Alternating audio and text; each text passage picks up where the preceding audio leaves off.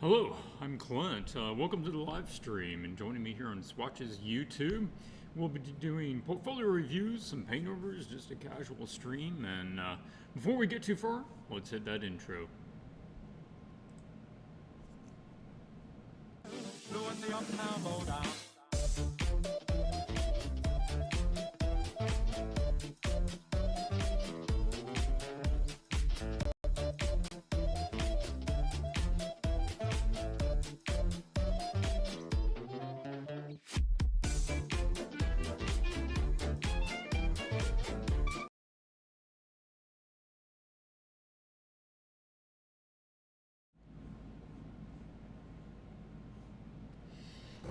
Hey everybody, thanks for joining me again this week.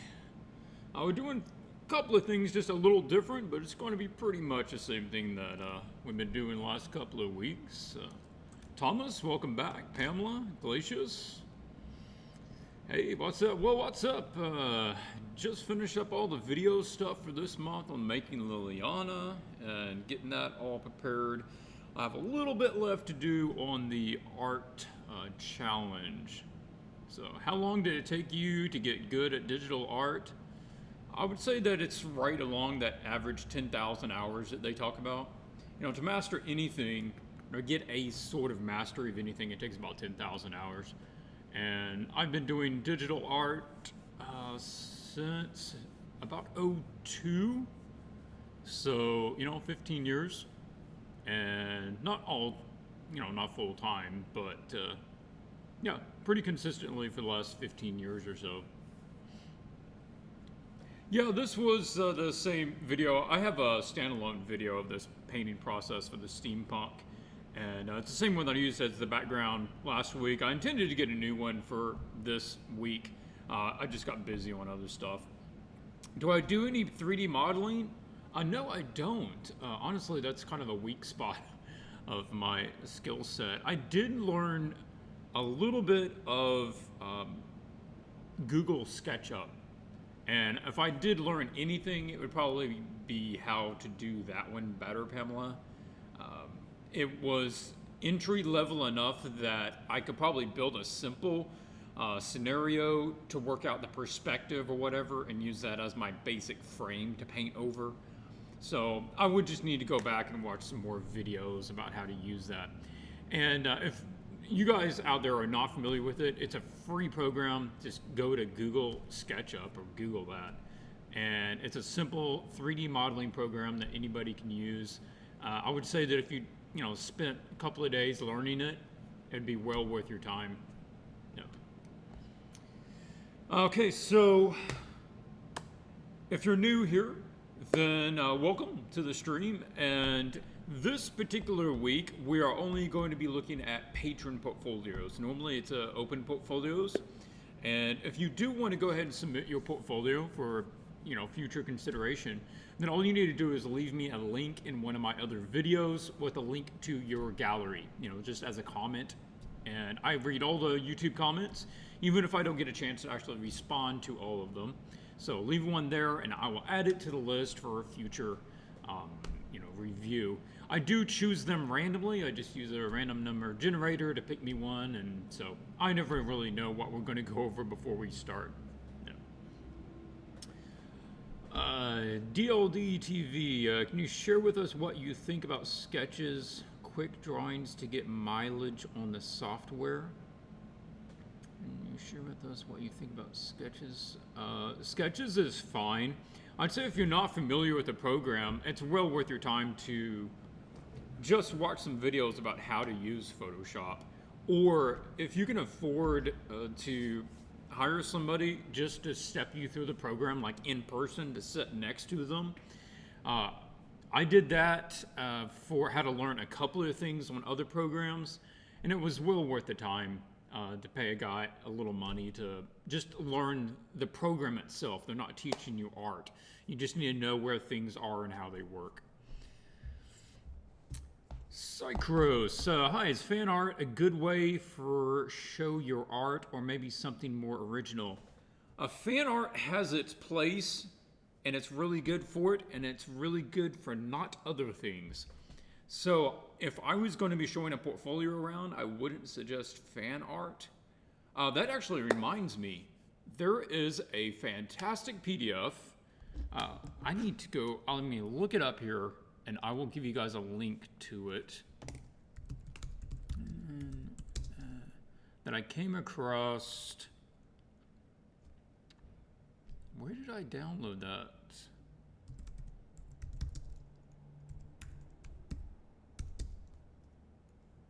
Portfolio.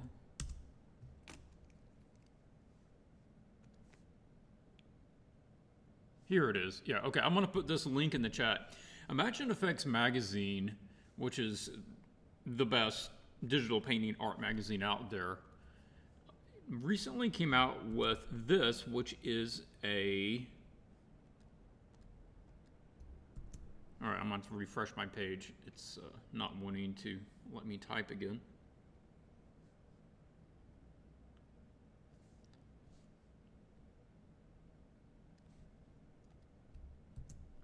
They came out with this PDF. It's totally free to go get, and it has a wealth of good information on it. Killer tips about building portfolios, how to get your dream job, opening ArtStation accounts, all this sort of stuff. So you guys would be well worth your time to go out there, download that thing, read it during the week. So yeah, check that out. I'm also going to be doing something else before I forget.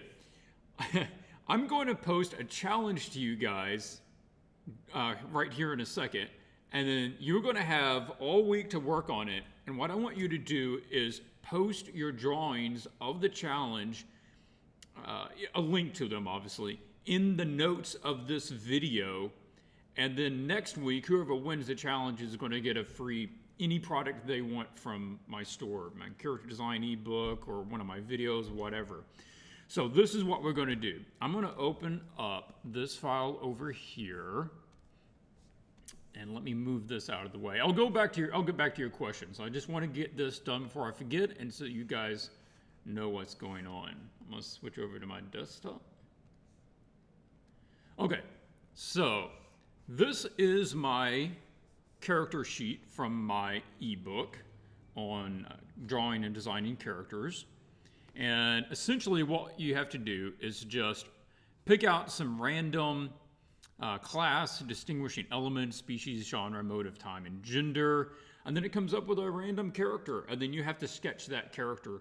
And this can really help you push your ideas and not just drawing the same sort of character every single time. It really pushes your boundaries. So that's what we're going to do. And I'm going to run this generator to get us our character. 1 to 40, so generate 38. So he will be a guard. Distinguishing element, again 1 to 40. 16. His most distinguishing element is his eyes for some reason. And 1 to 20 on the species. 20. He's a mutant of some kind. 1 to 20 on genre. This takes place in a mystery genre. All right, cool. Motive 1 to 20. 20. He has a lattice work design in his attire, in his armor, or his fabrics, or his skin, whatever it is. It has a lattice look to it. Time period 1 to 10. Let's see what we get. 9. This is a futuristic time period. And gender. He is male.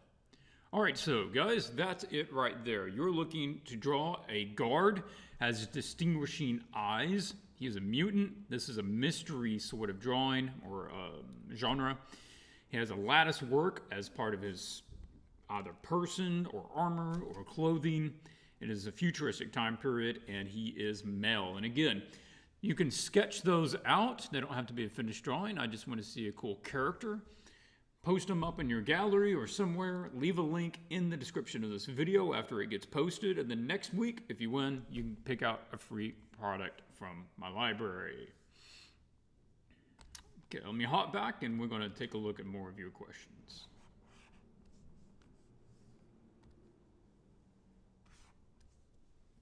I've got flies on my screen. Let me back up a little bit. I'm not going to be able to take every question on cherry pick 3 here, just to make sure it's some good stuff. Hey, thanks again for everybody showing up. Got 58 in here already. That's pretty awesome. CDMar33 asks, what pixels or inch do you work in? It depends, obviously the particular piece, but I generally do not work any smaller than 6,000. If it's, say, a horizontal piece, I don't work any smaller than 6,000. I need to be able to print at least a 20-inch photo quality print off of the image if needed. And that's pretty much the minimum, 300 DPI for a photo quality print times 20 would be 6,000. So I'll run from probably 6,000 to 10,000 depending on the image. Hi, Clint. Dennis asks, have I been an artist for my whole life, or have you changed some workplaces out for your current specialty? I have been pretty much an artist my whole life. I mean, ever since I was a kid, I've been drawing. Now, my interests, subject matter-wise, and my media have changed over time. And I got hired out of high school when I was 19 to work in graphic design. And I did that pretty much full-time for about 8 years. And I did, the amount of time that I spent actually drawing and doing art during that graphic design phase was a lot smaller. So you can kind of say that that sidestepped, but yeah, that's sort of the history about me. I talk about what steps to take to work out values. Yeah, that would need a lot of work behind that. Can't really answer that right now. Which books do you prefer for anatomy and form and light? Anatomy, the two that really did me the most, I loved Bridgman's Guide for Drawing from Life. It's an older book. You can pick it up pretty cheap. A lot of used bookstores actually even have it. Bridgman's Guide Drawing from Life.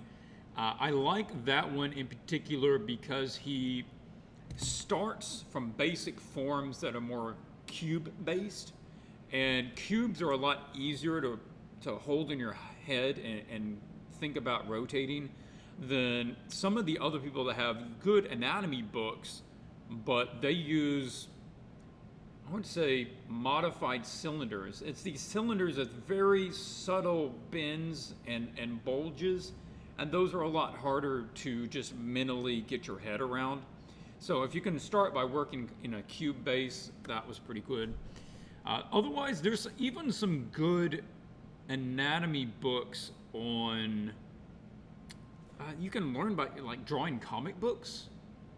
There was one, like how to draw comics the Marvel way or something, and it actually has some really good basic anatomy stuff in that. As far as form and light, you're pretty much going to have a good bet on James Gurney's, I think it's called Color and Light, and Imaginative Realism. I would really recommend picking up the two of those. You will not be disappointed. Read those two from cover to cover, and it's really going to help your understanding of light and form. Yep.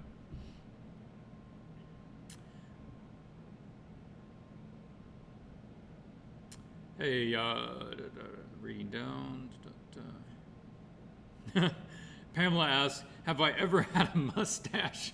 I don't know that that's an important question, Pamela, but I had like a mustache goatee thing when I was about 20, but it really doesn't suit me very well, so I haven't grown it back.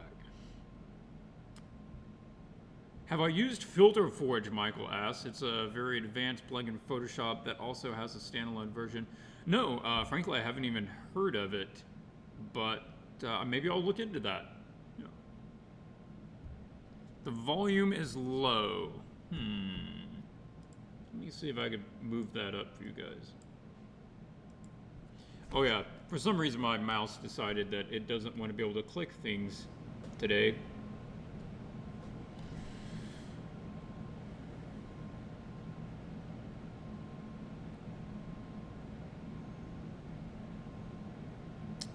Yeah, the distinguishing feature about the guard It could be anything. Maybe he has one single eye, and that's what's a big feature. Maybe it's he has artificial eyes, or maybe he has 5 eyes, or maybe his eye glows, or just whatever it is. When you look at him, you focus, of course, on the eye or eyes, and that's his defining feature. Oh yeah, I could put that in there in the description if that would really help. Let's see. Nope. Click over here.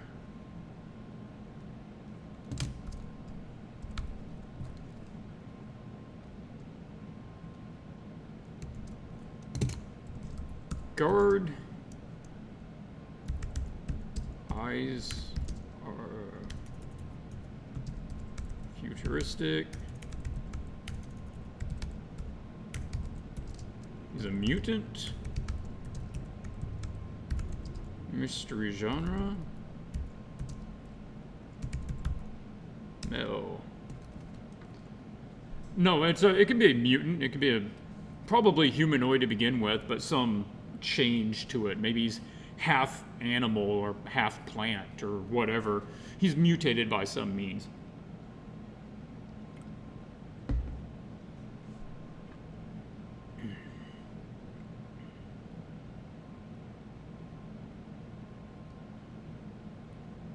Okay, reading down. Where do we post this guard challenge thing? I'll just post it after this video goes through the live stream. It'll post in a couple of hours after YouTube has a chance to process it, and then just go back to like tomorrow or whenever you do your drawing, you can go back to this particular live stream and then put the link to your image in the comments. Yep.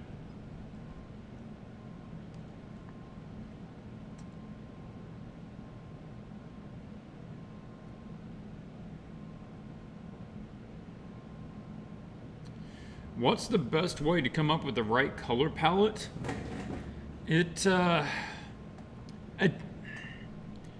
like to think that the colors are derived from the image and what the narrative or the gist or the emotion of that image is. So, and this is something I'm considering going over actually in next month's video, is talking about how colors and mood and these sorts of things are related. But generally speaking, if you want something, if you figure out what the emotion of the scene is, and a lot of people don't even ever think about what they want the emotion of the scene is. So you come up with the emotion first. If it's exciting, then that means you're probably going to be using more saturated colors. It also means that you're probably going to have a fairly wide spectrum of colors because you want the greens and the reds and the violets, you want these colors to contrast against each other. You want vibrancy between them. And then if you want a scene that is more somber, you're going to lower the color of it, and you're probably also going to limit the color palette. Same thing for something, if you want like a very serene or peaceful scene, then you can still have saturated colors, but you have to limit the spectrum of colors.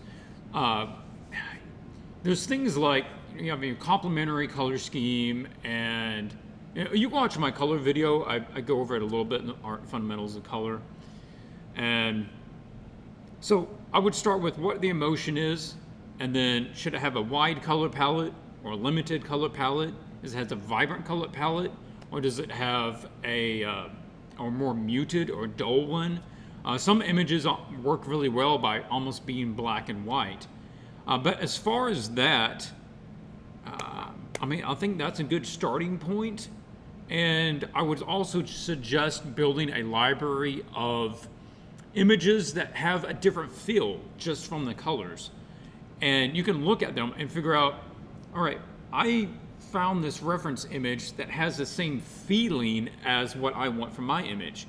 Okay, so you can use a very similar color palette. It might not even have anywhere near the same subject matter, but at least you can learn from the color palette. And I think by analyzing other pieces and by other photographs, you can have a good idea of where your starting point should be on yours. But like I said, I'm sort of outlining that whole thing for next month, for October. If I can get it done in time, that's what I want the reward to be next month. So, how detailed should the guard be? Don't give me like a super rough sketch. Like sketch it out so I can actually see it. And I don't care if it's digital or in pencil, but make it clear and make it, understandable what I'm looking at.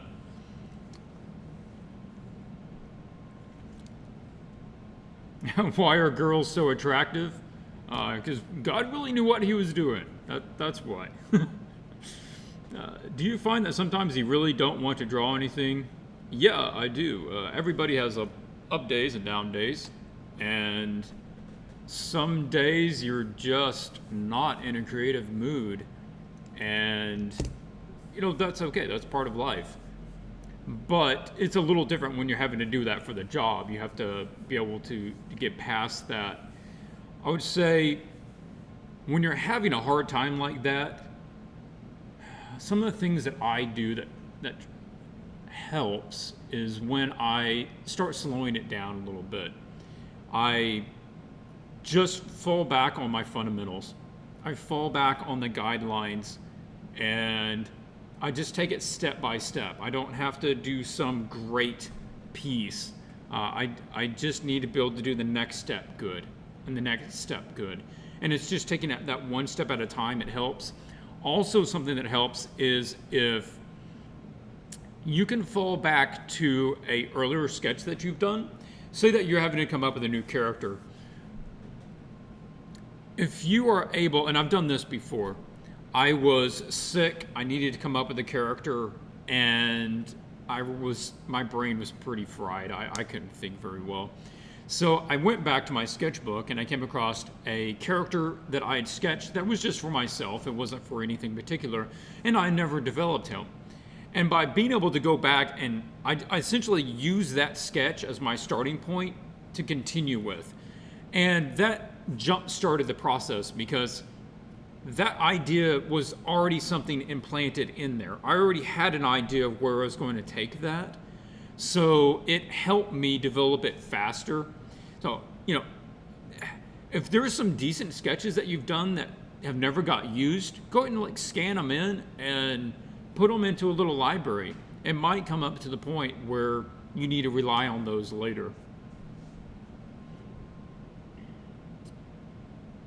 Okay, moving back up. Loving all the questions, guys. I appreciate this. The Q&A, I think it's one of the best things about this live stream, and as long as you guys are asking good questions, I'm happy to keep doing this, and we'll work in a review or a paintover as needed. Clint, do I know Daz Studio? I'm familiar with Daz, and I learned it a little bit, but honestly, I have very little working knowledge of it, and it's been years since I've used it, so I'm not a guru on that by any means. Is it better to use real-life people as reference? Yes, if possible. Daz can be good to give you a general idea, but what I have seen is that the models have a tendency to be a little wooden, right? Because they're not, every pose is not custom to the biology of a human, the kinesiology or whatever, the way that humans actually move. And they don't pose them in such a way that they try to offset their weight like a human would. They don't have the flow that a human would have. So if you need just like a quick perspective thing in figuring out how something would kind of look from a certain perspective, that can be fabulous. If you want to just get the idea of kind of how something might sit in a frame, totally fine. I've used very similar things before, but then had to make sure that I also had more references. So make sure that if you do sketch from like a Daz Studio, that you try to put more flow and more organic posing into it, just to keep it from not being so stiff. How much time should you spend drawing a day in order to prove, Aria ask. Well, that depends how good you want to get and how fast. You can draw 8 hours a day one day, or you can draw 4 hours a day for 2 days. That's up to you. Federico says he recommends studying the old masters to understand how to use colors, better understand how colors work. Absolutely. Now, Federico, one thing to mention on that is, in a lot of the old masters paintings, the reason they had limited palettes is simply because they didn't have the other colors.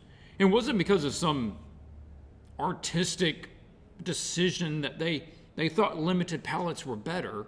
In a lot of cases, they honestly didn't have whatever the other color is. For a long time, blue was practically an unusable color. There was no cheap way to make blue paint. And that's why they used it for only the most important thing in the scene, and fairly small elements at that. I saw an excellent video about that, the color blue, the invention of blue, I think. And so, yeah, that's one thing to think about that. But because they had that constraint, they really learned how to maximize the usefulness of that limited palette, which is cool. And you can certainly learn from that.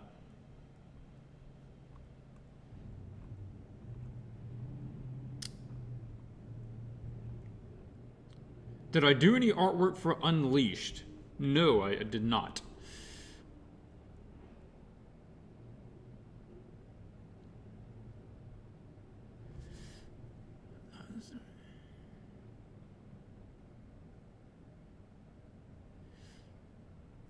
Okay, I'm trying to keep up here. It keeps trying to jump me down on the list. Yashar asks, hey, how's it going? It's going good. Having a good day. Do you use any Photoshop scripts to speed up your process? And if so, which ones do you use? I assume you mean like Photoshop actions, the script actions. Not very often. I did set one up for the, what do you call it? Making an animated GIF, because you need to copy all of them and then paste them and then reverse them and set the time for them. So I use it on that, but otherwise, not really, because I'm not doing the same thing just over and over and over. Yeah.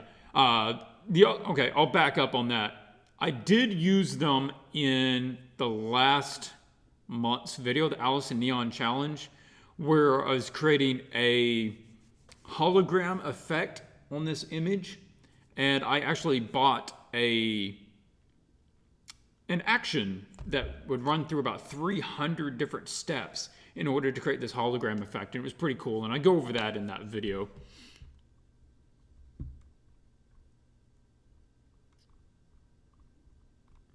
Oh yeah, we're at an all-time high. Fabulous. 101 was our previous record. Well, already passed 104. That's excellent. How long do my Magic the Gathering pieces? I'll take this question, and then we'll hop over to a gallery and we'll take a look at some stuff. How long do your Magic the Gathering pieces usually take you to paint? Do you always paint them grayscale before adding color?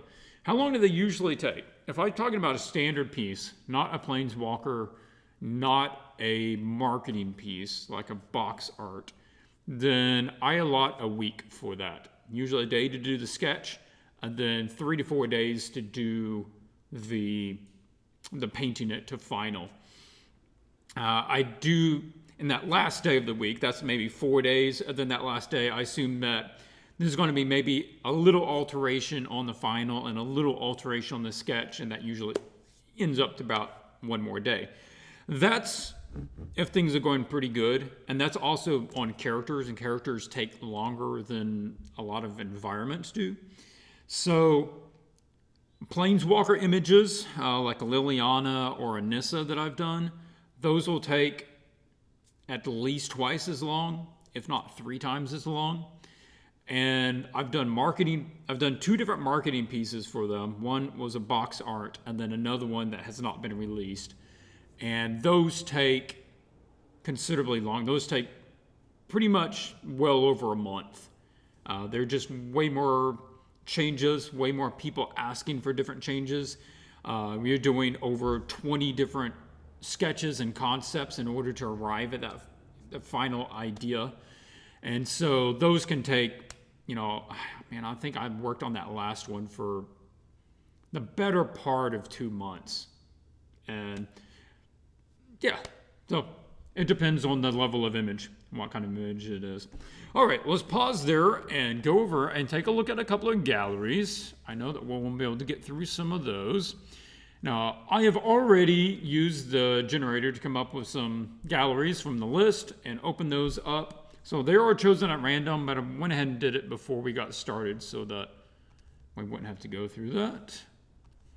And the first one we're going to be looking at is Danilo Trindade. He was a patron of mine, or was. I can't remember if he still is or not. But this is his stuff out on ArtStation. And just looking at the thumbnails, they're all clear enough. Like, I understand what the images are. And he's playing around with a couple of different styles here, as most people do. That's fine. This one actually has a really nice read when it's small. I like those clouds. That's fun. Lots of color. One piece, fan art. Okay, cool. So we'll just flip through here and get an idea of sort of what's working, what's problematic, and then we'll start breaking it down. Okay, similar to last week, I see the style being an issue where, like, if we take this style, it's halfway between painting and a line drawing, and it's kind of like not the best of either. And I would suggest go out there and find somebody that does line art drawing really well and then see why it works. Or do a full painting and get rid of all the lines. And I think that the pieces would be stronger one way or the other. But right now there's basically, you're trying to paint in over the lines or through the lines or something. And so let's look at a couple examples. Like, this has lines in it, but the lines and the paint sort of mix together. It's organic the way that they work together. And I don't really see that on the other artwork. And other pieces, let's take a look. Like, this is a really good one. Obviously, you can tell the lines are here. It has that, but it also has a really great color job with it where it blends together so much better. And this is like you're trying to paint over and through the lines. I wish there was an easy way to describe it. But you can look at the difference there. It's like something like this. It's so close to just being a painting, but there's still lines over all the features. And I don't know which one you want to go with, or this fellow wants to go with. It's like that's a beautiful way to do the lines.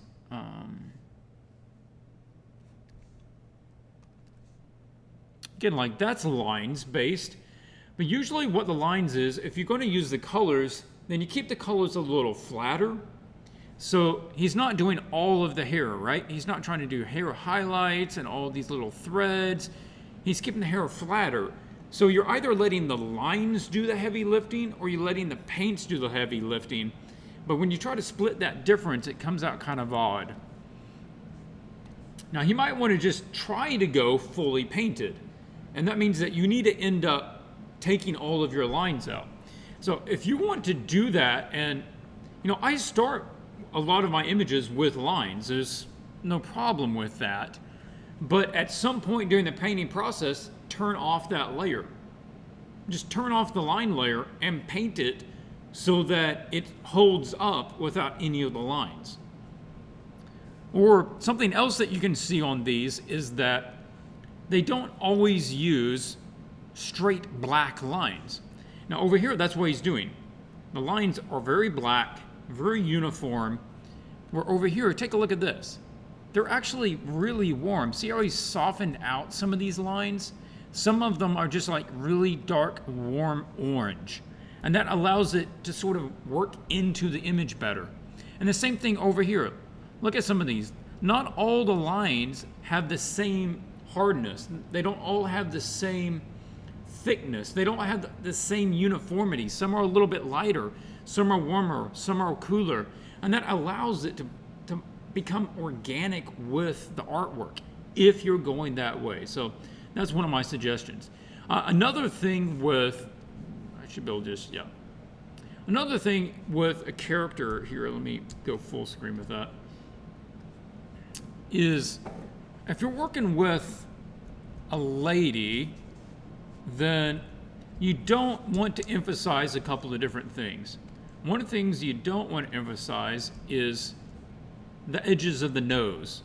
So I'm not going to do a full paint over of this, but you don't want to stress the edges of the nose, and you don't want to stress the avial folds. In fact, most of the time, you don't even need to indicate them, unless, like, sometimes if somebody is smiling, you can put that little indent right there, but that's not really the expression they're going for, so we'll leave that out. Otherwise, just establish a little bit of the bridge of the nose there at the top, and then just the shadow pretty much underneath the nose. Now, last time I totally forgot which screen I was on, but I'm on the right screen. Okay. I'm so sorry about that last week. I was doing that whole paint over and I had it on the wrong setting. But okay, so let's kind of soften that out. And then it'll soften out that avial fold. I know that it exists, but this is a piece of artwork. You do get to choose what's in there and what's not. And that hard edge there with the, I forgot what it's called, there underneath the nose where it kind of bends up to the lips.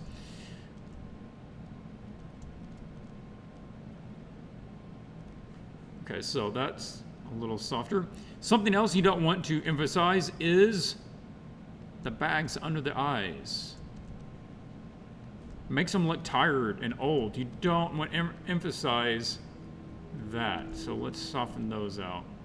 Now you can put some shadow down there because that just tells you the form of the eye socket, you know, the eye sphere itself. But we don't want to put lines down there, and that's one of the places where you want to take those lines out. So we do that. Now she has like strong cheekbones.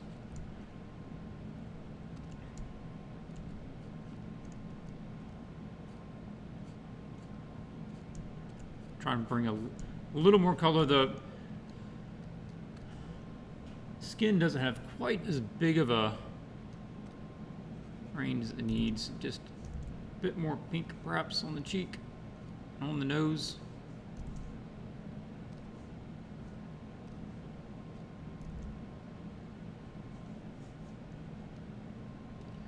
Okay. Now you can have some shadow up in there depending on the size of the eye orbit and how distinct her eyes are. But again, let's try to avoid lines as much as we use some tones. So we can put some tones in there. Try to establish that maybe more that way. And then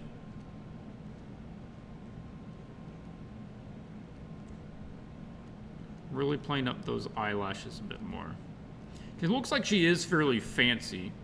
Now I don't know that we really need a hard edge on that nose down there either. Soften that up. So it looks like she's fairly fancy. And I think she would have maybe more dulled up there. And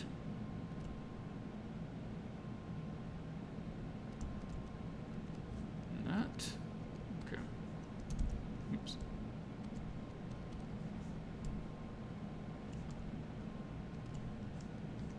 Do a little spot on the nose. So if you keep the whole nose away from that brightest highlight, that white highlight, then you can pop that highlight on there and it really gives a nice shine to the nose. In fact, I can go a bit lighter, a little purer there. And get just a little blur to it. And then maybe she has a little spot right up there where the angle change is. And I think we should put that in too a little bit. There's enough shadow elsewhere to kind of indicate where the light's coming in, that we can follow that.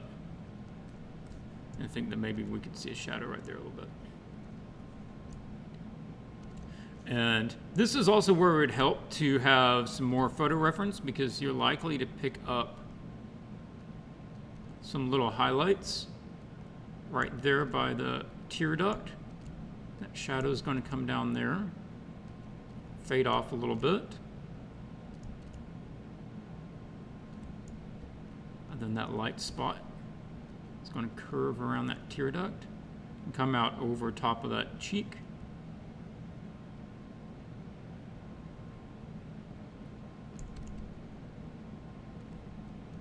And then I think we'd also be picking up some light right down here where the angle changes. Now, like I said, you don't want to emphasize the alveolar fold. So you don't want the line of the alveolar fold itself. That's the line that goes from the corner of the nostril down to the mouth. We don't want to actually show that, but what we can show is that angle change. And when it flattens out from that curve, then it's going to be picking up some more light, because this part, this muzzle area of that top lip, is going to be an angle change going slightly up to the mouth. And so we can have that some.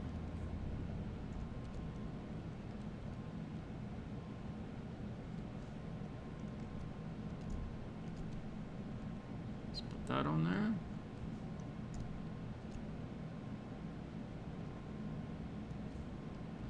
And we've got, looks like he's going for red lipstick here. But let's punch it up a little bit. It's not quite reading vibrant enough. So I'll push that up a little bit. And then the whole color sort of doesn't play with each other, because you've got violet and red and like orangish red. And those really should be keyed together instead of three very similar colors. Just make them one color. And I think that would work better. So actually, let's use this color, make a new layer for color, and we can push these other ones to be keyed together. Yeah.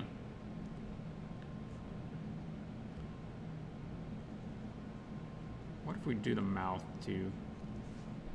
And then that other spot could be maybe with the eye color. Could it be green? Could be the opposite color. You want something a bit different there. And then you can really pop the green in her eyes and have a connection between those, maybe. Or you could have the blue, like from the background, so that those go together. I don't know, I'm just not a big fan of that, because it seems sort of out of place with everything else. Or it could just be darker.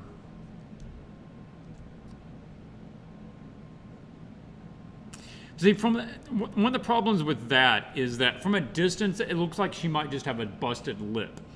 And that's not what you want. You don't necessarily just want to go darker, but there's not a lot of other colors.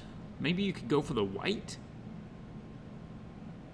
The white might work, because you're using white elsewhere as well.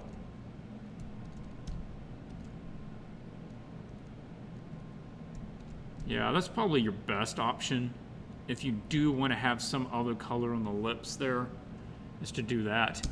The green eyes then don't really go with anything. So I would say maybe even giving her black eyes, really, really dark eyes, would actually work a bit better. And then what we can do is push the color of the white of the eyes down a bit and use, so I'm trying to make it look a little more, say, mysterious, or have a little more expression and character to her eyes there.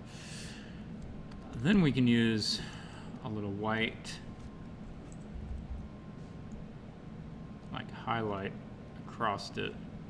That gives a sense of reflectivity and wetness to her eye. And then we can come in here and give, you know what, I need that to be, I'm going to put in the little thickness of the lid there, but that lid is often very pink. So that's what I want to find, a really nice bright pink color to put right there. And then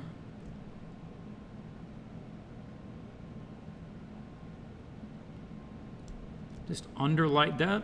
There's enough light coming down from the light source and bouncing off the cheek that it would actually be lighting the under part of that eye just a little bit, because it is an orb and it would be catching some light. And we can put that over the dark part of the eye too a little bit. I don't know. No, just, no, I like them dark. Just artistically, I like them darker. And we're spending a while on this, but I think there's some really good points here. And so I'll just stay here for just a moment longer, and then we'll go back to doing some questions. Appreciate you guys all sticking with me, though. Now this is where you can establish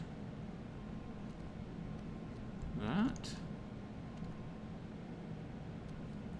You can soften that out a little bit. And then I don't feel like you need this line. The line makes it feel like there's actually something on her lips. It's not just a different color, but there's literally like a piece of something on her lips. And so let's get rid of that.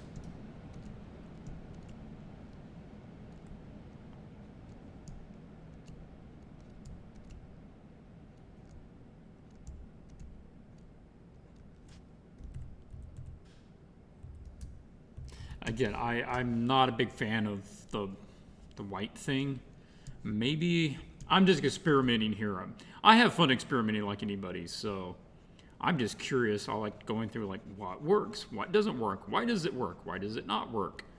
And it's like, even like, I don't think that's a great idea, but can it work? Is there a way that you could pull it off? Because if you can, then you've really accomplished something. You've figured out how to you know, push through an idea that on the surface doesn't seem like it should work. Maybe if you continued it, it's not as odd. You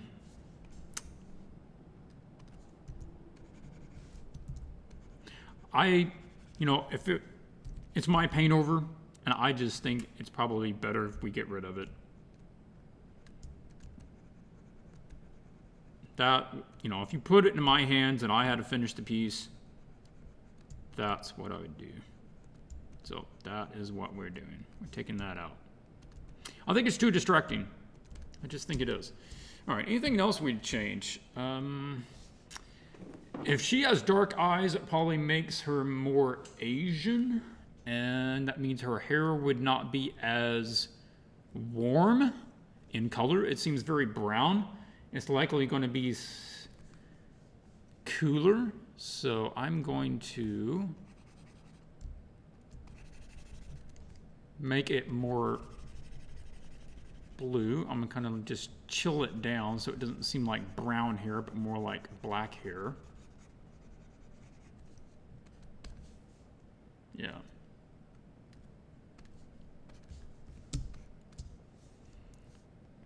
And small other stuff. Seems like that ear is sticking out quite a bit. Like the head's going to be right there. I'd have a little more thickness maybe to that hair.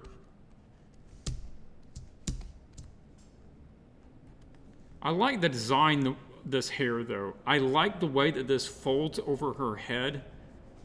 Like that, that's pretty nice. She still seems a little masculine. So let's maybe round off her features a little bit. And I probably would cut the eyebrows down just a smidge. They don't have to be little pencil lines. Let's just take it down a little bit. So that's where we were, and that's where we come to. And that's some of the points, like if you just hand it to me, that's what I would do to it. Let me duplicate it this way, and I can turn this on and off. So what are the things that we looked at? What do you stress and what do you not stress? I would say you do not want to stress lines around the bottom of the eyes for a female. You do not want to stress the outside bridge of the nose. You do not want to try to indicate the avial folds with anything other than just a slight lightness from the angle change. And you know, distracting things like the paint on the lips, unless it's a theme throughout or it's a color throughout, probably it's going to just be a little more distracting. And doing, you know, looking at a little reference just to get the lighting like around the eyes, getting the thickness of the eyelids in there, and letting the white of the eye not necessarily be white. So if you push the white of the eye all the way up that light, then you can't put a highlight in there and give it that wet feel. It needs to have enough value change between the actual highlight and the white of the eye. And the same thing with like the top of the nose. You don't need the whole thing to go light. You can actually let it set down in value a little bit so there's enough value change between the nose, skin natural tone, and the highlight itself. So that's some good points. So let's jump over and take a look at your questions. If anybody's talking about that or has any other questions. That is not the right window. Okay. All right, there's going to be a lot of questions here. I'm definitely going to have to skip some. You guys have been talking for about half an hour while I've been doing this. Okay, going down.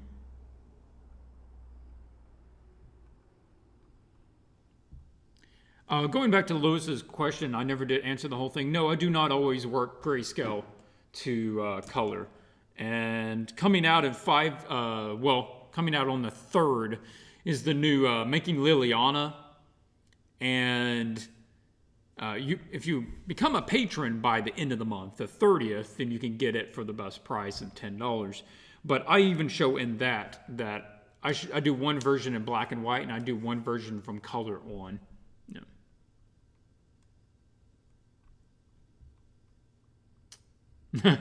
Beaner Boy says, make it thin. Yeah, that's possible.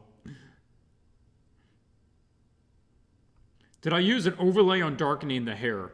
No, I didn't. I just used a color layer to adjust the color from being warm to being more cool.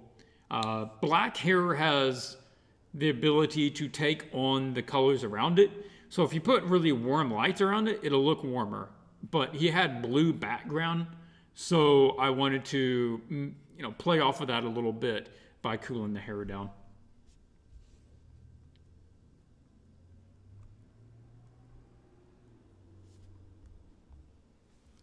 Hi, sir. I'm bullied. Us school. I draw, saw, I me wheat thins. Help this one draw, paint more. I'm sorry, I do not understand that. But I like wheat thins. Sure.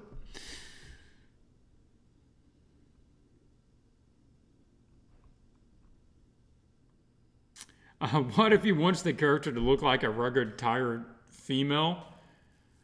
I think that you can still make them attractive and change the expression. See, the expression didn't say tired, so I assumed that's not what it was. And then everything else was indicating that he was trying to play up the femininity of the character with like see-through plastic stuff and, little bands over the breast. So everything else about the image said that's not what he was going for.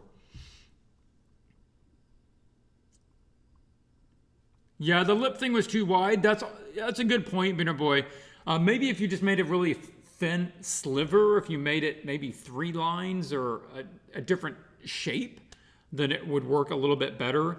Or if they had that light line, that line right there, and then put another version of that, like coming down to the eyebrows, or mimic that shape somewhere else too, then it would make it a little more part of the design rather than just this one standalone little thing.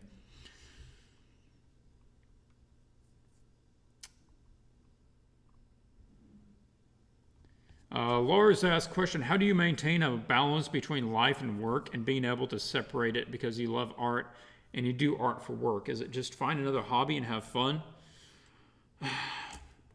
There's definitely, okay, I'd work from home as well. And when you work from home, you have to have some mental boundaries as far as locations and time. So I'm not going to say that that's an easy thing to balance, because essentially you're always at work if you work in this sort of job. And I would say that time frame, like when you get up in the morning, you have to know in your head, I'm getting off at this time tonight. And set that in there. Just have that mental note in your head that you know when time off is. And I think another thing is you can start make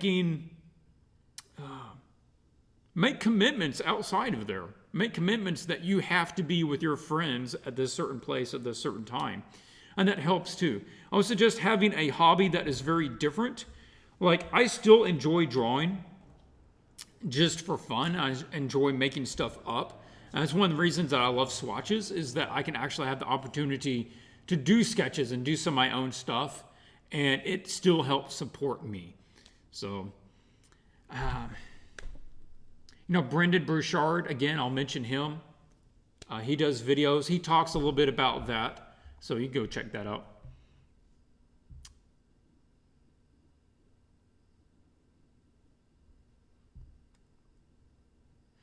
Okay, Jay asks, what do you think about clients asking for test images before they decide to give you the assignment?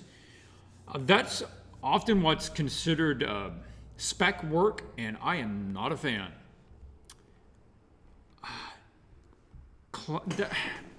It doesn't work for anything else, right? So I don't go to a lawyer and say, I tell you what, if you run this little case for me, then if you do a good job on this case, then I will consider hiring you in the future. It wouldn't work. You would not call a plumber to your house and say, I tell you what, I've got this busted pipe. You fix the pipe, and in the future, if you've done a good job, I'll give you a call. You don't ask professionals for free work. And if you're a professional, then you shouldn't do that. Ideally, your portfolio should be good enough and big enough that anybody could look at your stuff and have a very clear idea of what you're capable of and how consistent you are with your work.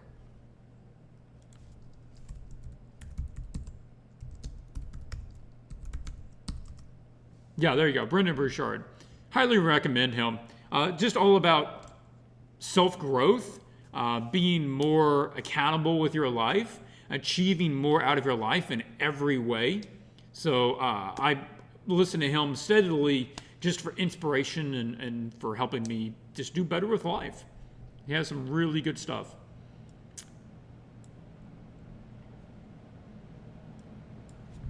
All right, come on. Let me scroll up. Okay, nope. Doesn't want me to do that.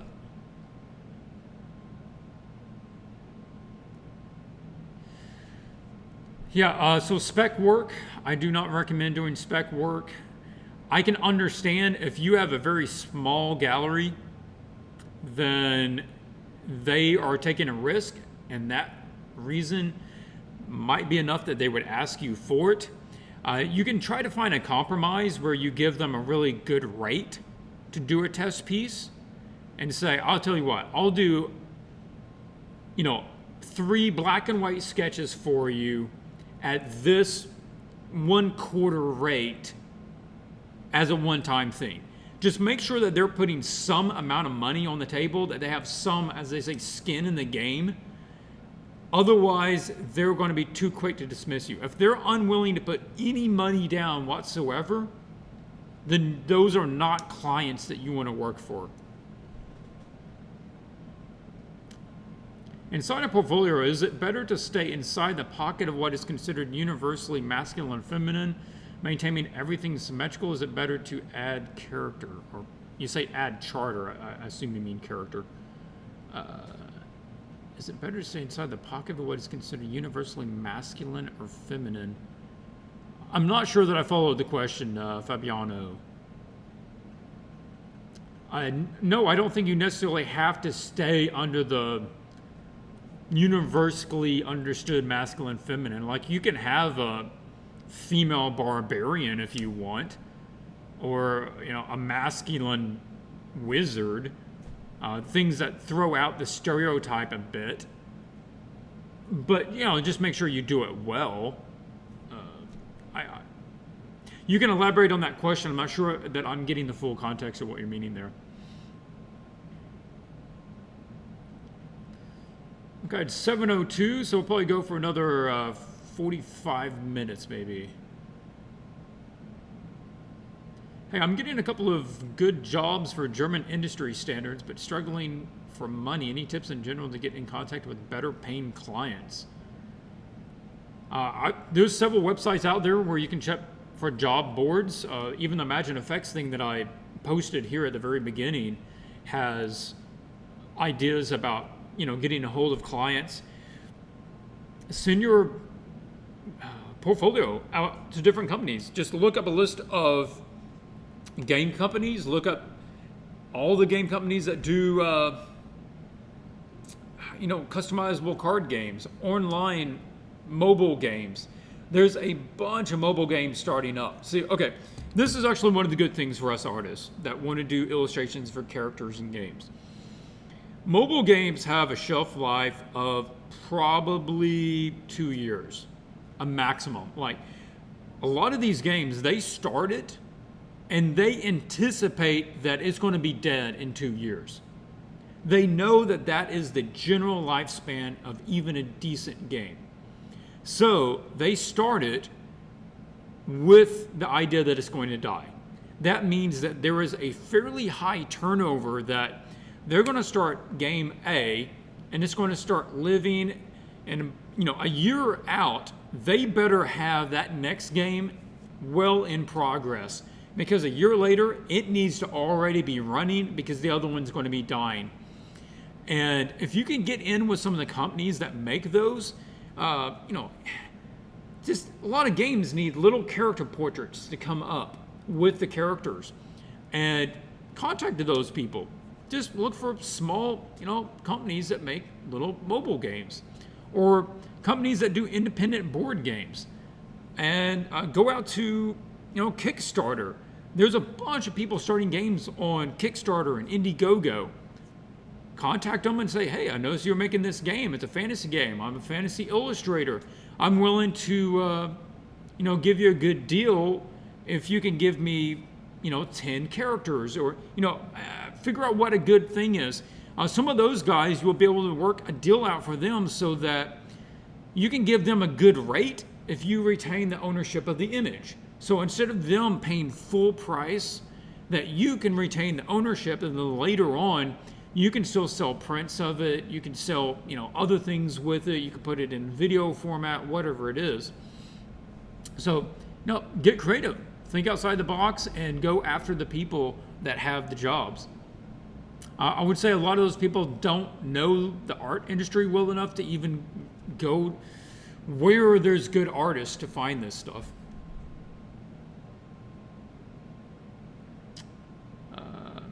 Did I install some sort of RGB LED, or is your camera going crazy? Oh, yes, I forgot. I turned on this light. There's a light over here that changes colors up on the wall. So, yeah, that's what's going on. I could probably set that somehow, but I don't have time right now. Abner asks, or says, I have problems controlling edges, soft versus hard edges. Do you have any tips? Okay, a couple of ideas on edges. Yeah, I haven't really covered that too much. First thing is, if you use masks, then it's a good idea to go back and soften your edges out a bit. So I would recommend doing that. And what a mask is like, use any kind of lasso tool, rectangle mask tool in order to select an area. Generally speaking, things that are moving quickly have softer edges. Then you also want to indicate the material texture with the edge. So is it fur? Okay, softer edges. Use a more bristly brush. Use softer edge brushes. Is it soft fabric? Okay, then use a softer edge. Remember that an edge is a really, really good place to indicate to the viewer what the texture of that object is. Is it metal? Okay, then use a harder edge, a firmer edge on that object. Is it made of fabric or gossamer or hair or something else that's softer? Then use a softer edge. Also think about the shape of the object. Is it a rounded object? You probably want to soften the edge out a little bit on a rounded object. Whereas a straight object, like the side of a wall, then that can have a hard edge because it has a very flat angle change. But things that have smooth angle changes, you want to have a softer edge on it. Particularly on edges, you want to have a mid-tone. If you want to soften the edge, that doesn't just mean going up there and blurring it. That will, yes, soften it. But usually what you want to do is you have that edge and you have that background, and you put a mid-tone in between them. So you find something that is more vibrant than the object itself, but just a thin mid-tone line, that a little warm color, a little cool color along the edge, then you can soften that a little bit. And that's some good rules of thumb for dealing with edges. Do I like cranberry ice cream? I've never had cranberry ice cream itself, but I love ice cream.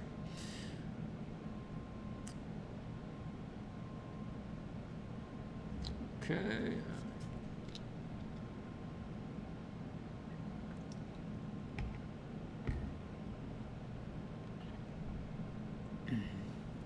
Gabriel asks, do I think it's worth to send your portfolio to a company that you're not sure if you have the skill level needed to work for them, or it's better to try for only the ones you think you have it?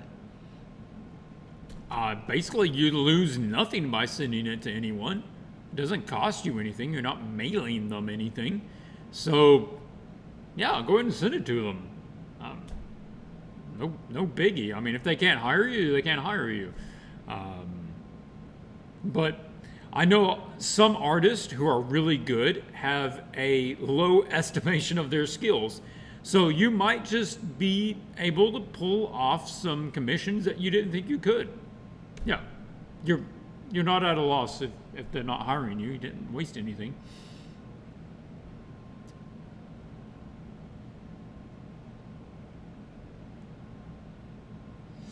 Okay, let's go and take a look at another portfolio, and then I'll let you guys leave some more questions, and we'll go back to that.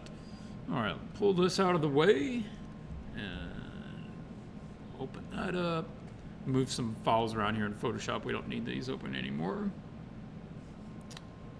Okay. The next portfolio we're looking at is by... Sorry. Wrong one. Okay, so this one I found earlier. Like I said, I already rolled the randomizer and ended up with this. Mikhail Palamarchuk on ArtStation. It looks like Mikhail is already getting some professional jobs. I assume these are for clients. It looks like client jobs. I don't know. Freelance concept artist, professional. Okay, so let's flip through some of these. Mikhail is getting a lot of things right. So we're not going to go over fundamental stuff with his artwork. And this, I'm going to be just doing some little suggestions.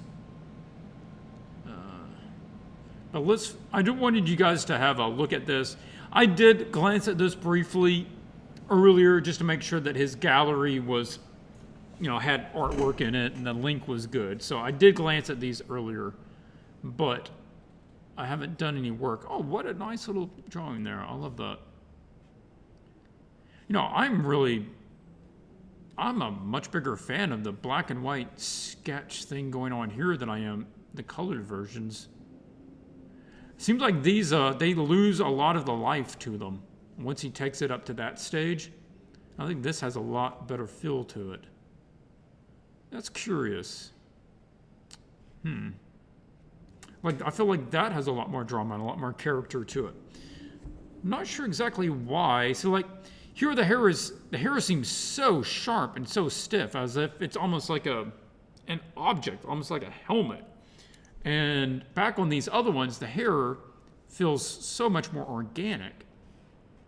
Curves are still there, but I like some of these edges. It's nice. That good little film noir slash of light across there. That's lovely.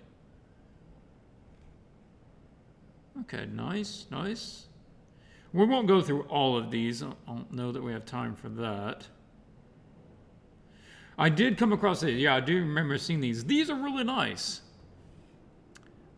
This, I would suggest, I would love to see this finished out a little more. Just take this a little bit further. I still think you can keep a lot of that painterly style to it. But all of this torso, I think you could leave that part real painterly on the outside, but then give me a little more definition here. You can still keep that dreamy quality, but turn these into feathers. Let some of these be feathers down here. I do like the feather idea because he established the feathers here on that. And again, I would just like to see some of this finished out a little bit more. So take it a step beyond the refined sketch and actually make it look more finished. What a neat series. Now this is a good example of using intentional lighting. Yeah, I don't think you guys are getting the whole thing on that screen. Let me minimize that a bit. Very intentional lighting, very cinematic. You don't always need the same lighting everywhere. And again, we're talking about colors. How did you come up with this color scheme? This color scheme and this whole image has a very mysterious but yet very peaceful. It doesn't have an ominous feel. It has a very peaceful feel to it. And a lot of that is due to the color scheme, that it's very limited. It's right in that blue, sort of cyan, aqua green colors. And having that limited color scheme means that there's no colors contrasting against each other, which gives it more a sense of harmony. And also the blues and the greens are colors that you normally associate emotionally with calm things. And if you had put them all in red, they would have a different feeling, even with the same lighting, even with the same values. Beautiful scene. I love that. Characters. Oops. Good character designs. I don't have a lot to say to Mikhail. He obviously knows a lot about what he's doing here. I would say maybe some sort of design work on this would actually be real helpful. Give me some faded designs in that fabric and Celtic knot work, or just some stripes across there. And to give a bit of character, give a bit of history of culture, or just widen the color palette out a little bit. So I get the feeling like there's a magic element to this character that has some sort of, necklace thing here and a magic stone up in the staff. So maybe give me some magic symbols, just faded. They don't have to be bright. They don't have to be glowing or anything. But give me an idea that, they've come from some magic school. I don't know. So that could be good. I mean, that's pretty straightforward, just your warrior dude. Not have too much to say there. This guy's pretty cool. Yeah, okay.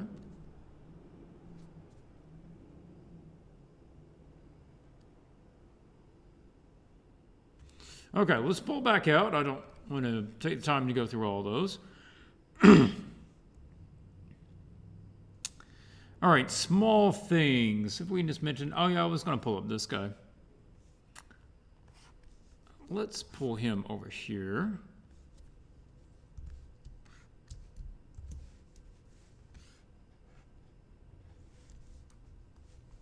What size is this image?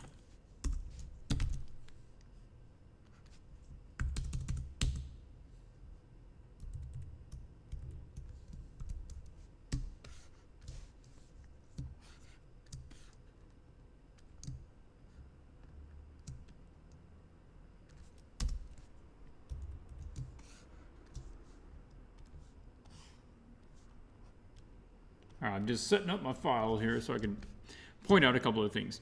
Now, let's start with, this is good. I'm not debating that. This is a good image.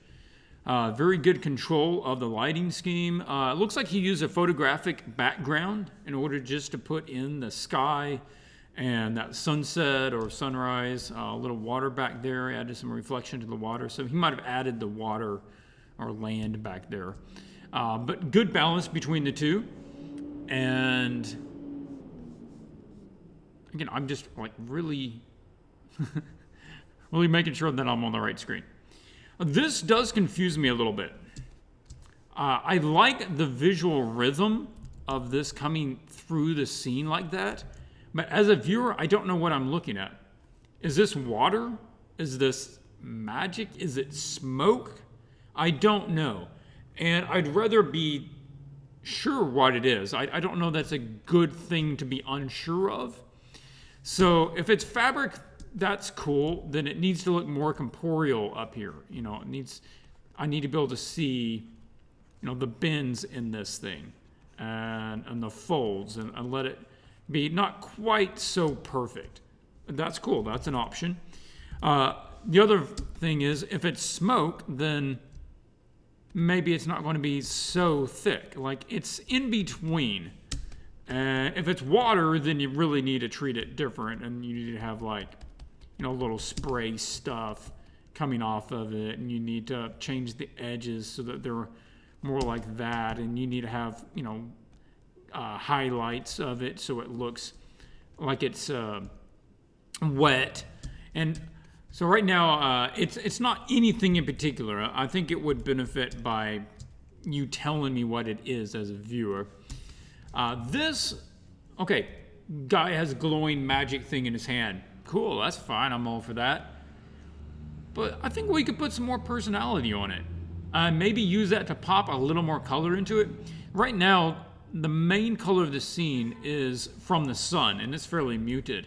You're putting a little blue over here. So what if we went ahead and just added a linear dodge layer and a blue and just spiked that up a little bit more?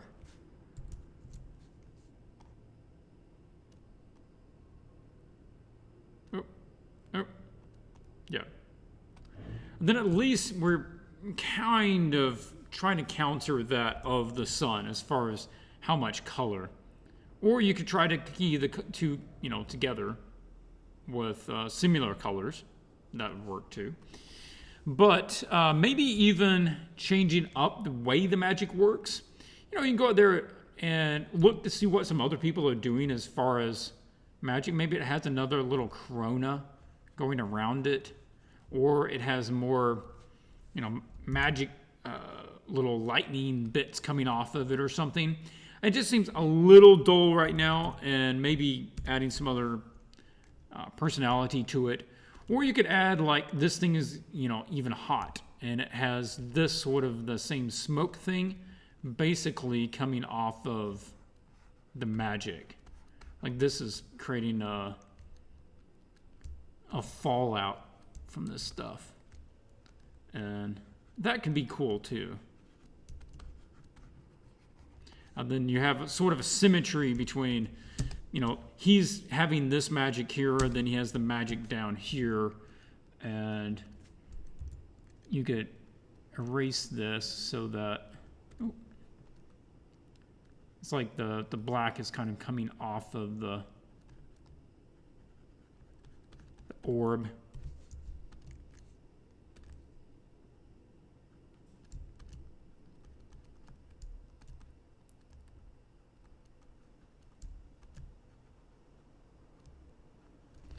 You know, and that might give a little more feeling to it than just you know, kind of a standard glowing white thing. All right, other things that you might consider is, okay, first thing, when I see the image, these stand out to me. They are the most complex, sharp objects in the whole thing. And I think they're a really nice design element, but unfortunately they're not used anywhere else. I think he probably just didn't spend as much time as he wanted on this piece.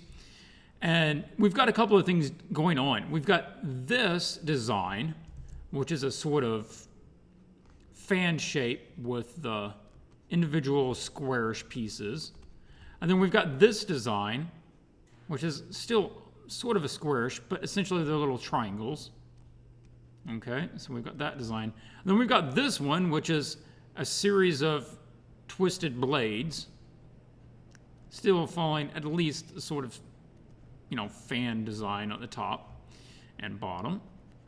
Okay, so that's cool. Then you've got this standalone one down here with just some little spiky things sticking up.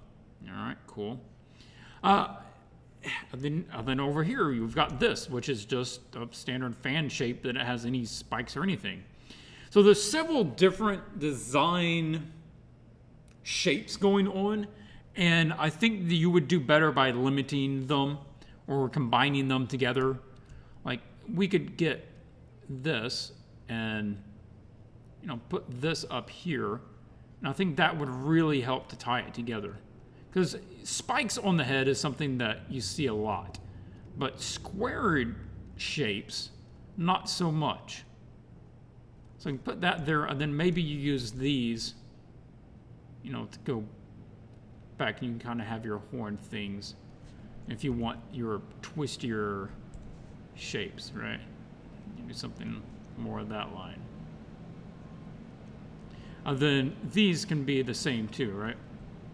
These can have that same, and you can put a little more curve into them, but they're still going to have that squared top so that it fits in a little better with the rest of it. This really doesn't fit into anything. If anything, we need to play up some of these shapes. Like, this is sort of a mouth shape, and that's kind of cool. It's a smaller, subtler shape. So, and then this is got these sort of ribs into it, subdivided into these other little rib things. So I would suggest doing that. We could have some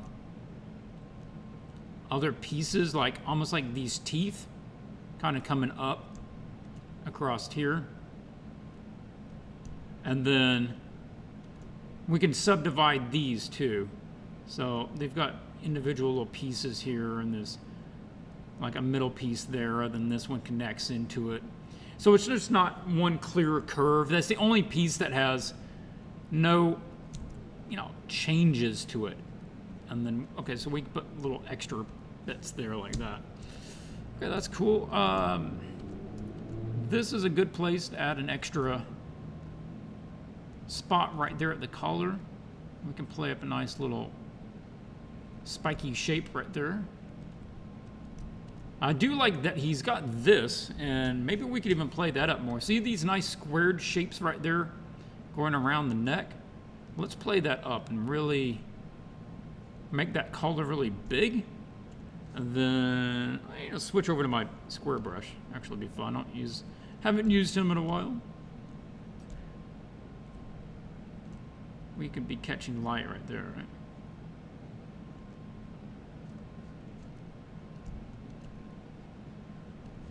So I've got those, and then these could actually be catching some light on the inside of the other side.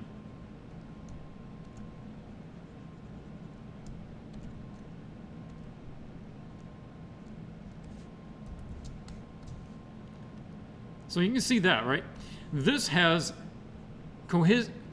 this one shoulder piece is now more cohesive with the chest piece. This head piece is now cohesive with this hip piece. Oh yeah, he does have it right there too. So that gives a triangle of these guys. That's good. And then this shoulder piece goes along with the head piece and the hip piece. I don't know that you need these little spikes over there on that arm. Either those just need to be gone, which I think is the right call. So you have a simpler shoulder piece on this side, and then you have a simpler arm on that side. So those sort of balance each other out. And then you can play up the bigger arm thing on this side. So it has a sort of asymmetrical balance where one is complex here and one is complex there. This one's simple and that one's simple. And then again, let's, I think maybe the sword needs to be changed a little bit. It's a very conventional end to a big sword. I would love to see some grooves put into this. So you can still have that flat edge over there, but it has just that square grooves that everything else does. Right down there like that. I mean, obviously this is rough, but it would keep some of the design flowing there. Might even want to see just a little more texture on that fabric, just to rough that up a little bit.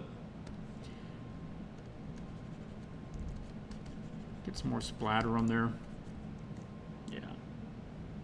This is one of my favorite brushes. It's a watercolor ink blot, I think is what it was. But it's a good way just to add some subtle texture and noise into something. Yeah. So that's a really lovely piece even to begin with. But I just wanted to use that to just talk about some design ideas of adding consistent design theory throughout the piece and kind of balancing things out.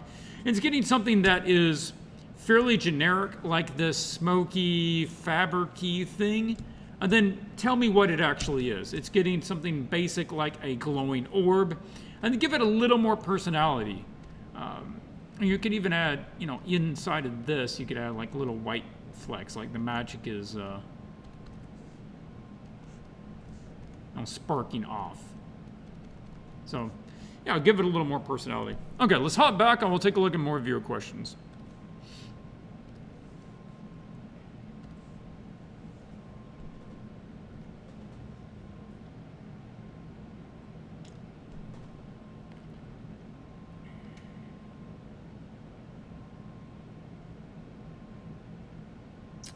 I was trying to catch up to see where I was.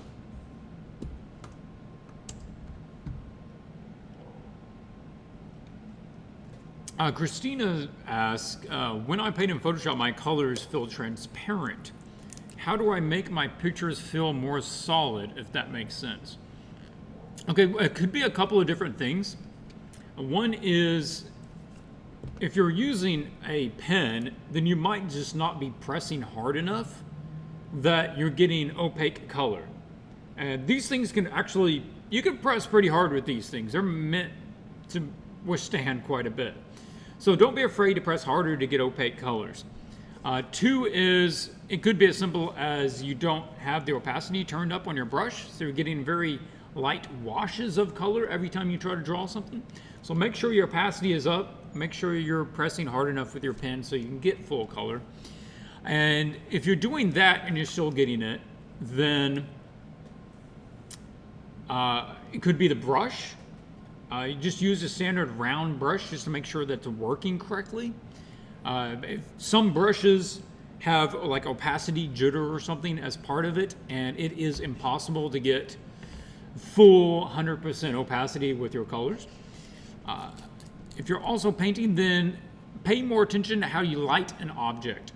If you're using very faint light, then your objects might have a tendency to look fairly transparent.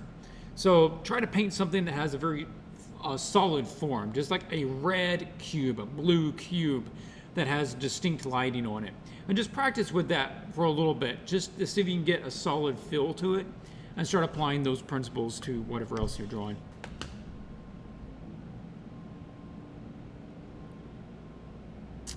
Oh, did we get up to 115, Corey? That's awesome. I can't see the numbers when I'm in Photoshop, but that's awesome.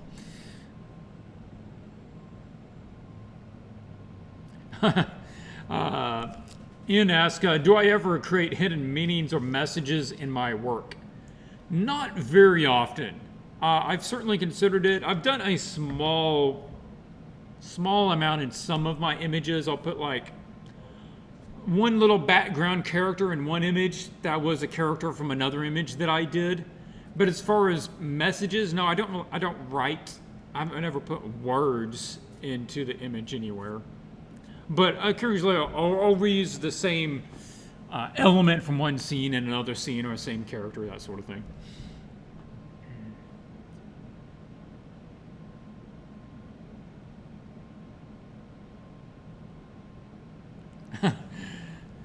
John Boy Jager. Yeah, you're catching me live. Awesome. Thanks for joining. I try to make sure now that I'm sending out emails and Facebook updates the day that I'm going to be doing the live stream. People just get busy and they forget about it. But I should be able to stick to Monday nights at 6 p.m. my time as a pretty standard time. And now in 2 weeks, I might not be able to. There's something going on that day, and I don't know if I'll be able to do it. But I'll post it up on Facebook. If you're not following me on Facebook, facebook.com/curelyart, I'll put that down here. That is the best place to keep up with what the stream will be and when it will be. So that's the place right there.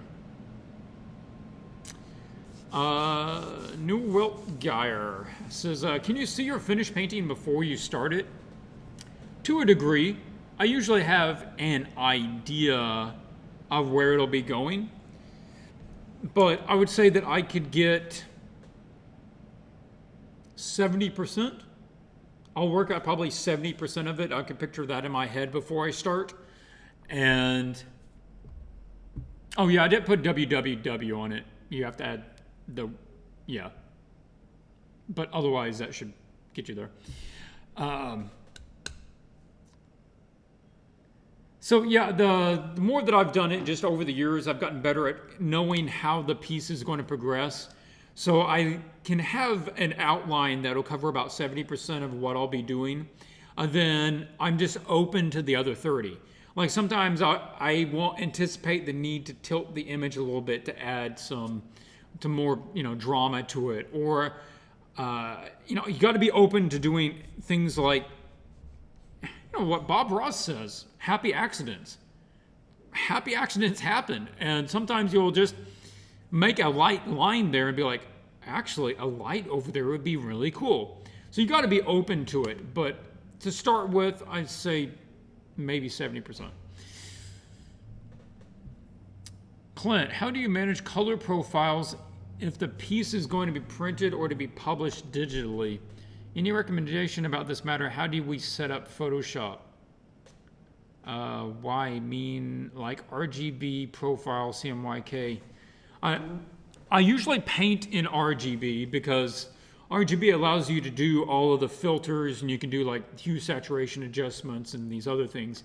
And if you make it in CMYK, if you paint it in CMYK, then you can't do some of those things. But before you send it to be printed or published, however, do switch it into CMYK to see what it looks like. It will likely adjust it a little bit.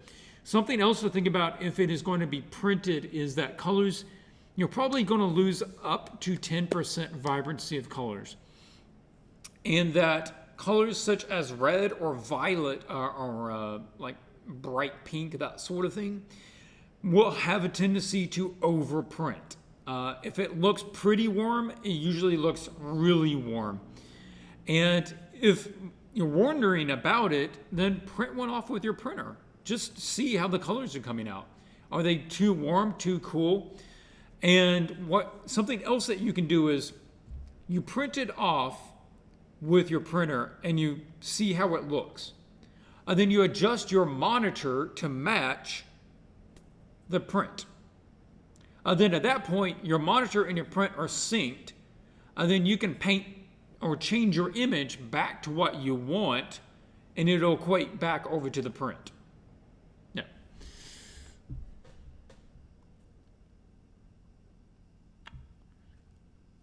We've got a question here. My wrist hurts often while I draw. Any tips on keeping it working and pain-free? Make sure that you're holding your wrist at the right level. If you're holding it too high, you can put a crimp in it like that. Or if you have it too low, it'll have to crimp back the other way.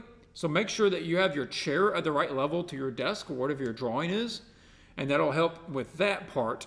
Otherwise, keeping a diet that is lower in sugar will keep down on inflammation. Inflammation just goes crazy with the more sugar you eat. So you can back down on that, and that would probably help. Or anything that has antioxidants or anti-inflammatories, then that would help on that as well. Yeah.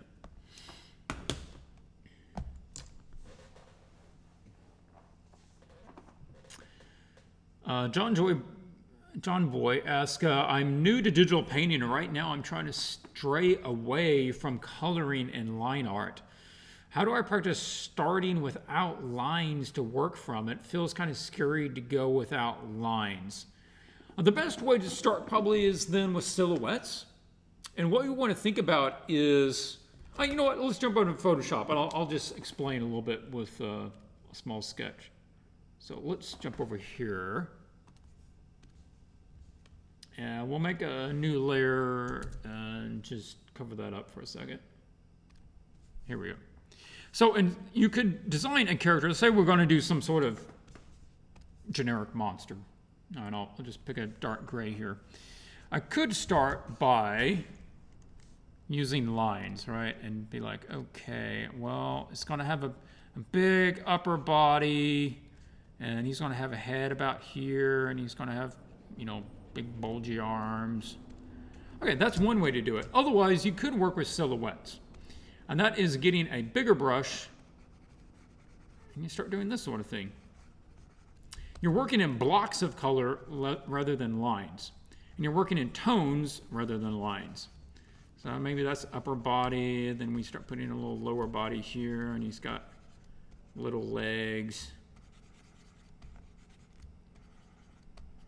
He's got big Popeye forearms. And he has longer arms. Okay, so that gives you something to work with like that. And then you can start just working in like another tone, like a shadow tone, okay? Now I'm going to be blocking in the form.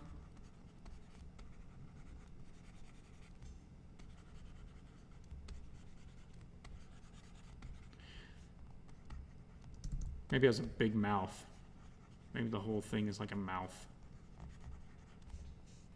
And so this is a way that you can do it without having to use lines as much. Silhouette, and you just start refining your silhouette. You start kind of pulling out shapes. And you can also do like random stuff. Like I get this splash brush that I was talking about earlier, and just make some shapes in there. See what kind of comes to mind.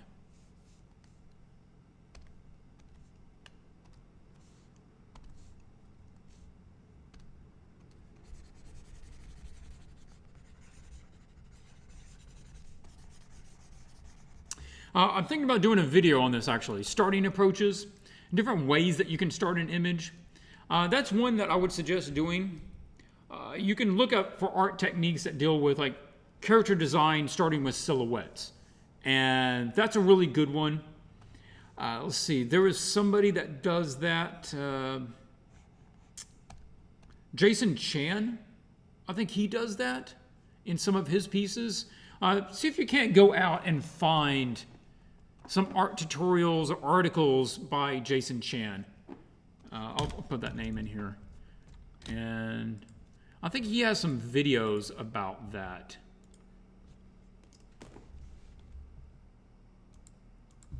Oh yeah, my mouse is not working, that's right. That's why it is not opening. Hey Bobby, man, thanks for joining.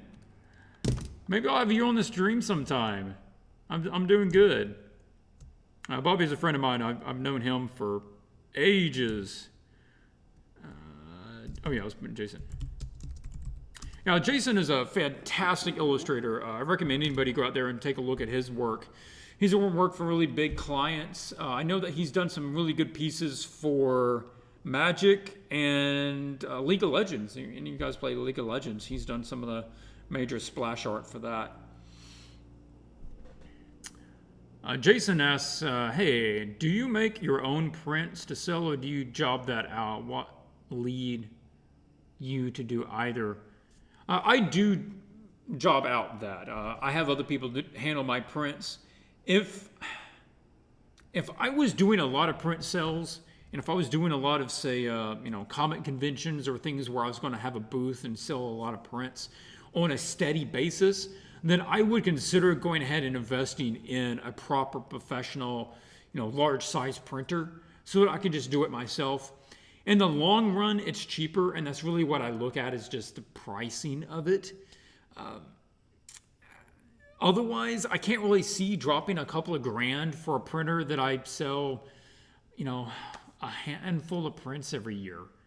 It's not worth it. I would have to sell a lot of images in order to offset that sort of investment. And there's a lot of good printers out there nowadays. Honestly, the prices of decent large prints and 8x10s, if you're willing to buy in any amount of bulk, you can get them at a super good rate. So, yeah. I know that there are good printers out there, and honestly, if you're going to be doing it, it's probably worth investing in your own. If you do get a bigger printer, get one that has, lots of colors. That has 8 or 12 different colors. And that way that you can get that professional level of color range and not just the 3 or 4 colors that your standard inkjet uses.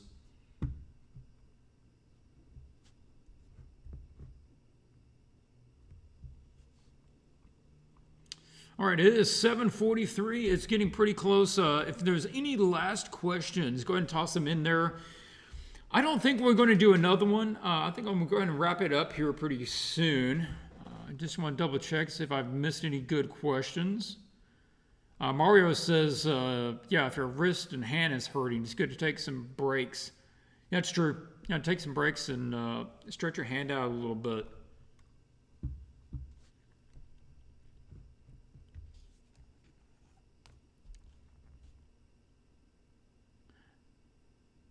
Question, do I use an Ergotron arm along with your tablet? If so, know any way to move it after you lock it in? I'm not sure what you're talking about. Oh.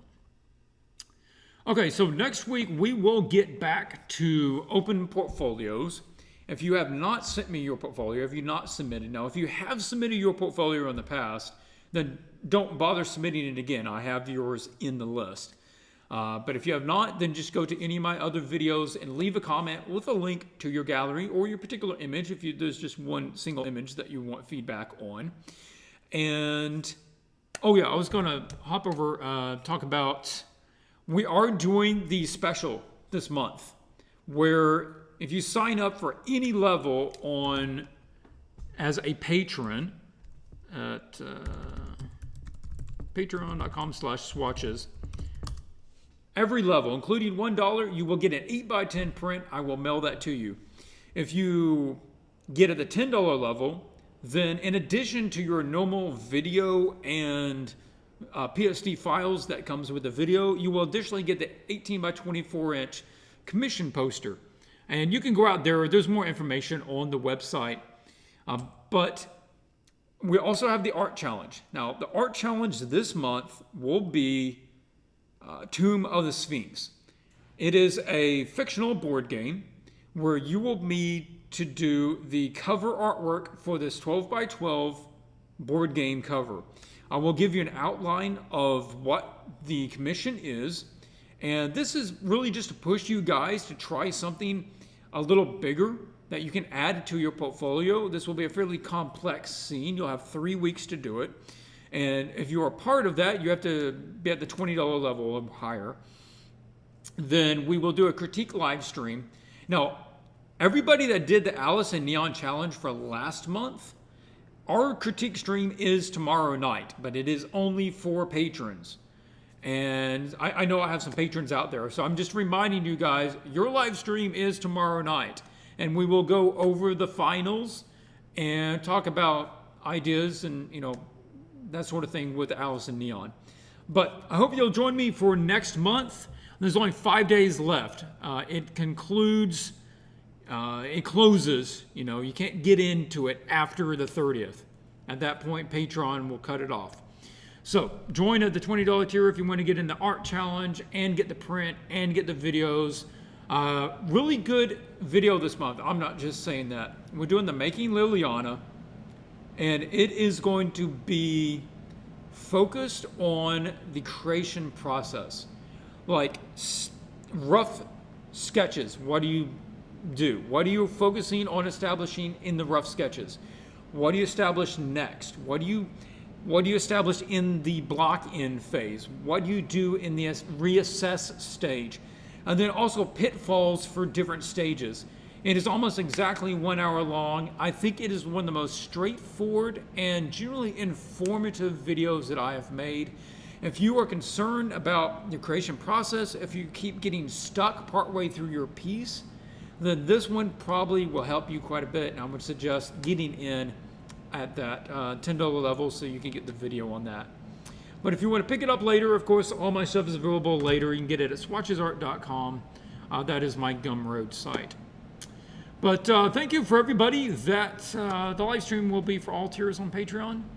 No, it'll be, I think it's for just the challenge tier. Everybody that is in the challenge will be invited to the live stream. Yeah. So that's it for tonight. I appreciate everybody joining, and we should do it again next week, same time, same place, 6 p.m. And go ahead, get your images submitted. Like I said, we will be doing the giveaway. Submit your image for the guard character and leave that link in the description, and I will be looking at those during the week, and I will find which one I think was the best, and you will win something for next week. All right, you guys have a good night. Keep drawing.